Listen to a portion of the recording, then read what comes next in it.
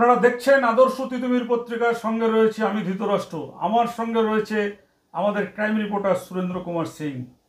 আজকে আমরা আপনাদেরকে শোনাবো এবং দেখাবো যে এই যে ইছাপুরের অভয় ধাম, এটা অভয় ধাম না হয়ে ভয়ের ধাম হলে ভালো হতো। আর দমদমের শিবধাম ভূত মুক্তি কেন্দ্র, ওটা প্রেত মুক্তি কেন্দ্র হলেও চলতো। এবার দেখুন, এদের যখন এই ধান্দাবাজির ব্যবসাটা একেবারে ভাটা পড়ে গেছে, আমাদের এই ধারাবাহিক প্রচারের ফলে, অ্যাওয়ারনেস দেওয়ার ফলে, একটা তো ইছাপুরের যে গুরুদেব ছিলেন তিনি তো এখন আমাদের রাজ্যের বাইরে গিয়ে বসে আছেন, এখানে ঢুকছেন না। আর আরেকজন বসে আছেন দমদমে, যেহেতু লালবাজারে তার জামাইবাবু চাকরি করে, সেই ক্ষমতার বলে তিনি বিভিন্ন রকম অনৈতিক কাজকর্ম করছেন। আমরা পাঠিয়েছি রাজ্য পুলিশের ডিজির কাছে সমস্ত ঘটনা। আমাদের ক্রাইম রিপোর্টার সুরেন্দ্র কুমার সিং একেবারে তুলে নিয়ে এসছে। দেখুন, একজন যিনি মহিলা, ওই যে গুরু পীরানন্দমের পাশে বসেন মা তারা, সেই মা তারা ঘাড়ে ব্যাগ নিয়ে, এরকম ব্যাগ নিয়ে দলবল নিয়ে কোর্টে ঘোরাঘুরি করছেন। যে মা তারা এতদিন অন্যের ভাগ্য বলতেন, সেই মাতারাকে এখন কোর্টের দরজায় দরজায় ঘুরতে হচ্ছে।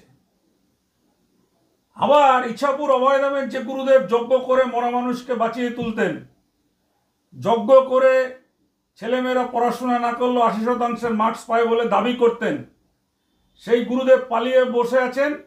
তার চেলা চামুন্ডা যারা রয়েছেন, অমিত দত্ত, সৌমি ঘোষ, মহেশ ভারেনিকা, সন্ধ্যা ঘোষ, পুলক দত্ত, এই সমস্ত পার্টিগুলো আদালতে দুটো পার্টি এক হয়ে গিয়ে তিতুমিরের খবর বন্ধ করার চেষ্টা করছে। তো আমরা দেখুন, মুখের কথায় তো কোনো কাজ হয় না, প্রমাণ দেখাতে হয়। আমাদের নামে কত ভিডিও ছাড়ছেন। এই যে গুরুদেব রয়েছেন, হাবিলদার থেকে গুরুদেব হওয়ার, উনি সত্যি মানে ওনার মাথায় খুব দুষ্টু বুদ্ধি রয়েছে। কেমন দুষ্টু বুদ্ধি! নিজে তো পুলিশের চাকরি ছাড়তে বাধ্য হয়েছিলেন, তারপরে তান্ত্রিক হয়েছিলেন, তারপর সেখান থেকে মানুষের মাথায় ট্যাগ দিয়ে ভালো আশ্রম খুলে নিয়েছেন। সেগুলো ঠিকই আছে, কিন্তু মাথায় প্রচুর দুষ্টুমির বুদ্ধি। কীরকম দুষ্টুমির বুদ্ধি! আমাদের নাম দিয়ে বিভিন্ন, মানে ওর যারা চেনা পরিচিত, টাকা পয়সা দিয়ে তাদেরকে দিয়ে বলাচ্ছে, কোনো অভিযোগ নেই, তাদেরও নাম বলছে না। একটা লোককে কালো কোট গায়ে দিয়ে আপনার আলিপুর কোর্টের উকিল বলে প্রচার করছে। আমরা গিয়ে পুরো আলিপুর কোর্টের ছবি দেখিয়ে পুরো সব জায়গায় খুঁজলাম, বার অ্যাসোসিয়েশনে গেলাম, কোথাও তার দেখা পেলাম না। মানে এই রকমেরই ধান্দাবাজি কাজ উনি করেন। আমরা আরেকটা জিনিস অবাক হয়ে যাই, যে গুরুদেব সে তো মানুষকে ভালো কিছু শেখাবেন। যিনি গুরুদেব তিনি তো মানুষকে অন্ধকার থেকে আলোতে আনবেন। এই ইছাপুরের যে গুরুদেব সেজেছেন, এ কিরকমভাবে মানে নিজের অপরাধ ঢাকার জন্য কিভাবে যারা সহজ সরল সাদাসিধে শিষ্য রয়েছে, তারা হয়তো আমাদেরকে চেনেও না, তাদেরকে স্ক্রিপ্ট লিখে দিয়ে বলাচ্ছে। ভালো বলাতেই পারেন, ওনার হাতে প্রচুর ক্ষমতা, উনি নাকি বিরাট ক্ষমতা, মন্ত্রী শান্ত্রী নিয়ে চলাফেরা করেন। তবে ঘুঘু বারবার ধান খেয়ে যায়, এইবার ঘুঘু কিন্তু আর ধান খেয়ে পালাতে পারবে না। আমাদের ক্রাইম রিপোর্টার সুরেন্দ্র কুমার সিং রয়েছেন। সুরেন্দ্র কুমার সিং কি ছবি তুলে নিয়ে আসলেন আপনাদের সামনে, সেটা সুরেন্দ্র সিং ব্যাখ্যা দিচ্ছেন। সুরেন্দ্র সিং, কি হয়েছিল বলো তো? আমি 2-3 দিন আগে কোর্টে গেছিলাম। কোর্টে আমি গিয়ে দেখছি, খবর ব্যাপারে গেছিলাম খবর তুলতে। ওইখানে দেখছি কি এই অভয়ধাম আর এই শিবধাম দুজনই একজুট হয়ে আবার আমাদের নামে কেস করার জন্য এসেছে কোর্টে। অভয়ধামে দেখলাম গার্গী আছে, আমাদের নামে সাংবাদিক হয়ে খবর চালায়, ঠিক আছে। তারপরে সমী ছিল, তারপরে অমিত দত্ত ছিলেন, মহেশদা ছিলেন, মানে এরা সব দেখলাম এদের টিম। এই দিকে আমি দেখলাম কি শিবধামে যে আমাকে ছেলেটা ধমকি দিয়েছিল পিকু, তারপরে যে মা তারাকে নিজে আঁখে আমি দেখলাম কি মা তারাও কোর্টে আসছেন। এ মা তারা যে লোকের ভবিষ্য বলেন, নিজে ভবিষ্য বলছেন না, অন্য লোকে ভবিষ্য বলেন কি তোমার এই হয়ে যাবে, যেরকম ওই শিব চাপড়া বাবা বলেন না, মা তারা দেখো তো এনার কি হয়েছে। তো উনি এখন মা তারাকে কোর্টে যেতে হচ্ছে। তাহলে এরা কিসের মা তারা? যখন মা তারা কোর্টে যাচ্ছে, নিজে প্রবলেম সলভ করতে পারছেন না, আমাদের মতন ছোট একটা লোক, ছোট পত্রিকা সাংবাদিক, আমাদেরকে পরাস্ত করার জন্য পুরো টিম জুটে গেছে, ওনার যত শক্তি আছে সব লাগিয়ে দিয়েছেন। আর ওনারা কেস কি করছেন, মেন ম্যাটারটা ওরা বলছে না কোর্টে কি আমরা কি করি, কি কাজ করেন। ওরা কি বলে কি মহিলাদেরকে অপমান করা হয়েছে, আমরা সেবিকা হচ্ছি, আমাদের নামে বিভিন্ন রকম মানে অপপ্রচার করা হচ্ছে, আমাদেরকে বদনাম করা হয়েছে, আমার ঘর আছে, আমার বাড়ি আছে, সংসার বরবাদ, এই সব কোর্টকে শোনাচ্ছে। এইটা বলছে না কি এই বাবা কি করেন, এইটা বলছে না কি বাবা আমার নিজের শিবকে ডেকে নেন, আমি মা কালী হয়ে বসে যাই আর লোকের ভবিষ্য বলি, এইটা বলছে না জজকে। ওরা ভাবছে না কি কেস তো তোমরা করছো, যখন কেস যখন চলবে, পরে যখন ট্রায়ালে যাবে কেসটা, তখন তোমাদের কি হবে, কেস করা আসান, তোমরা কেস করতে পারো। আমরা কোনো অন্যায় অপরাধ করিনি, আমরা ধর্মকে নিয়ে এই লড়াই চলছে আমাদের, কেন কি তোমরা যে ধর্মকে ধর্মপথে নিয়ে যাচ্ছ ওর নিয়ে আমাদের লড়াই আছে। আমাদেরকে বলা হচ্ছে কি তোমরা ধর্মকে নিয়ে কেন বলছে, কেন আমরা ধর্মকে নিয়ে বলবো না? আমাদের হিন্দু ধর্মকে কেউ অধর্ম পথে নিয়ে যাবে তাহলে আমরা বলবো না, ধর্মে জায়গা ধর্ম কাজ হবে তাহলে বলবে না? অগর ধর্মকে নিয়ে বলতো না তখন আসারাম বাপু, রাম রহিম, উত্তরপ্রদেশে ভোলে বাবা, রামপাল, এরা ধরা পড়তো না। তোমরা বুঝো না, ওদের দিয়ে তুমি বড় হও নেই। আসারামে 5 করোড় ফলোয়ার ছিল, উনি অনেক বড় ছিল, যার কাছে নরেন্দ্র মোদী হাত নতমস্ত করতো, বড় বড় নেতালিরা ওনার কাছে নতমস্ত করতো, আজকে উনি জেলে আছে। তাহলে তো ওনারও ব্যাপারে আওয়াজ তুলতে কেউ পারতো না। এ রাম রহিম জি টিভিতে সকালবেলা 6টার সময় এসে ওইখানে প্রবচন দিতেন কি এইটা করতে হবে ওইটা করতে হবে, এখন নিজে জেলে। যকুন্ডার করা হয়েছে ওই রকম তো শিবধামে, আমরা এই কথা বলছি না কি শিবধামে মধুচক্র চলো, ওইখানে যে সেবিকা বলে বলা হচ্ছে ওই সেবিকাই আমাদের কাছে বলেছে। তাহলে মিডিয়া বলতে পারবে না? কোনো লোক আমাদের কাছে কমপ্লেন করবে আর আমাদের কাছে এসে বলবে কি ওইখানে মধুচক্র হয়, তাহলে আমরা কি ওই খবরটাকে দেখাতে পারবো না? মিডিয়া এটা স্বাধীনতা নেই? আমরা তো বলিনি কি, আমরা তো যাইও না, দেখিও নি ওইখানে মধুচক্র চলে কি চক্র চলে, ওইখানে বাবা আসেন কি কে আসে আমরা জানি না। ওইখানে লোক, ওইখানে সেবিকাই আমাদেরকে বলেছিল। এ সঞ্জীব দত্ত ওইখানেই একটা সেবক ছিলেন, বাবা আশ্রমেই সেবক ছিলেন, এই যে পীর বাবা চাপড়া বাবা আশ্রমে। উনি একটা মহিলাকে কেভাবে ওর মাথাকে ঘুরিয়ে তারপরে ওর সঙ্গে দীঘা নিয়ে গিয়ে ওর সঙ্গে বিয়ে করা পরে ওর সঙ্গে কেভাবে রেপ হলো, তারপরে কেসটাও হয়েছে দীঘা থানাতে। পুলিশ খোঁজ নিক, এইসব তো সামনে আসবে। যখন কেস করছো তোমরা, এইসব কোর্টে আমরা সব পেশ করব কি সঞ্জীব দত্তর সঙ্গে তোমার রিলেশন ছিল কি ছিল না।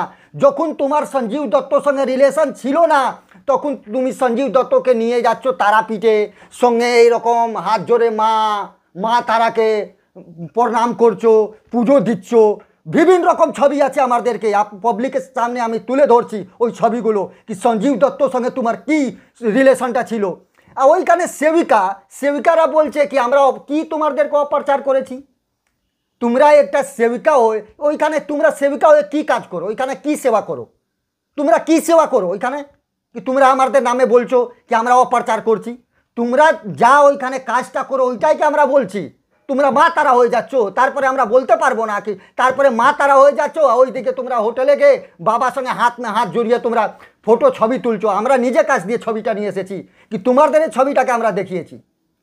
ওইখানে অপপ্রচার কি, তোমরা নিজে প্রোফাইলে ওইটা ছবি ছাড়ছো, তাহলে তোমাদের বাড়ি লোক কাছে বদনাম হচ্ছে না, আমরা ওই ছবিটা দেখিয়ে দিচ্ছি তাহলে তোমাদের খুব বদনামি হয়ে যাচ্ছে। আর এই তোমার সৌরভ বাবা, পীরানন্দ চাপড়া বাবা, ইনি বেশি দিন আর বাঁচতে পারবে না, ইনি এখন কেস করছেন। তোমরা যতই কেস করবে ততই তোমরা ফাঁসবে। এই কেসটাকে সামনে আমরা নিয়ে আসবো কি তোমরা কি করো। এই দুনিয়াতে কত তপস্বী আছে, জীবনটা বিতে যায়, তপস্বীরা তপ করতে করতে মরে যায়, কখনো বাবা শিব দর্শন দেন না। মানুষকে এরকম বোকা আছে কি তোমার কাছে ওইরকম যাচ্ছে আর তোমার কথা শুনে বিশ্বাস করছে কি তুমি শিব ভোলে বাবা পিছন দিয়ে ধরো, সামনে সে ধরো, মা এইদিকে দেখো। তোমার মধ্যে দম আছে? তোমার দম আছে শিবকে ডাকা? তোমার কাছে চ্যালেঞ্জ আমরা করছি, চলো আমরা বসছি, তুমি বলো তো কি মিডিয়ার মধ্যে দম আছে? আমি আজকে তোমার কাছে চ্যালেঞ্জ করছি, কেন আমার চ্যালেঞ্জ তুমি অ্যাকসেপ্ট করছো না? আসো দেখি আমার মধ্যে ভূত তুমি বের করতে পারো কিনা। তোমার কাছে লোককে আমরা নিয়ে আসছি, দেখ ওর মধ্যে ভূত তুমি বের করে দেখাও কি তোমার মধ্যে কত দম আছে। একটা চিটিংবাজি করে করে তারপরে টাকা আয় করে করে তোমরা লোককে পাঠিয়ে পাঠিয়ে কেস করে করিয়ে আমাদেরকে খবরকেও বন্ধ করতে পারবে না, আমাদেরকে কিছু তোমরা করতে পারবে না। কোর্টে কেন বলছো না কি আমি শিবকে ডাকি? ওইদিকে অভয় ধামের বাবা উনি বলেন কি কাঠ জ্বলালে ঘি পুরালে সব প্রবলেম সলভ হয়ে যায়। তো নিজের প্রবলেমটা উনি কেন সলভ করছেন না? কেন ওনার নামে কোটা কেস হয়ে গেছে? কেন ওনারকে কোর্টে দৌড়াতে হচ্ছে? উনি বসে বসে ওই কাশিতে যজ্ঞ করে এই প্রবলেমটা সলভ করে নিতেন, কেন করতে পারছেন না? এইসব চিটিংবাজি ধান্দাটা চলবে না। আমরা কোনো এইসব বলছি না কি ধর্ম নামে কোনো আমরা অপপ্রচার করছি না, ধর্মকে অপপ্রচার তোমরা করছো।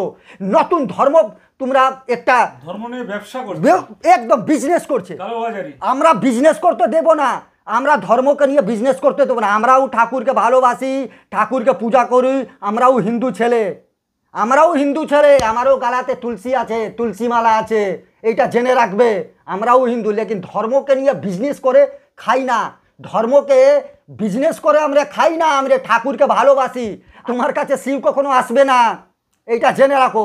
আর করো, তোমার কত দম আছে, তুমি কত কেস করতে পারবে? কেস করে কি করবে তুমি? তুমি শিবকে ডাকছো, যখন ট্রায়ালে যাবে কেসগুলোরও তখন তুমি বুঝতে পারবে চাপড়া বাবা কি তোমার হালাত কি হবে। এখন করো কেস, কত করছো। দেখুন, আমরা আমাদের যে লড়াই, সে লড়াইটা কিন্তু হচ্ছে সত্য প্রতিষ্ঠার লড়াই। আমাদের এই লড়াইটা হচ্ছে ধর্ম আর অধর্মের লড়াই চলছে, আমরা ধর্মের পক্ষে আছি।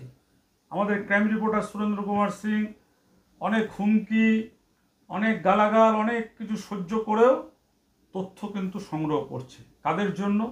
আপনাদের জন্য। কারণ আপনাদের এমনভাবে ওরা ঠকাচ্ছে যেটা আপনারা ধরতে পারছেন না।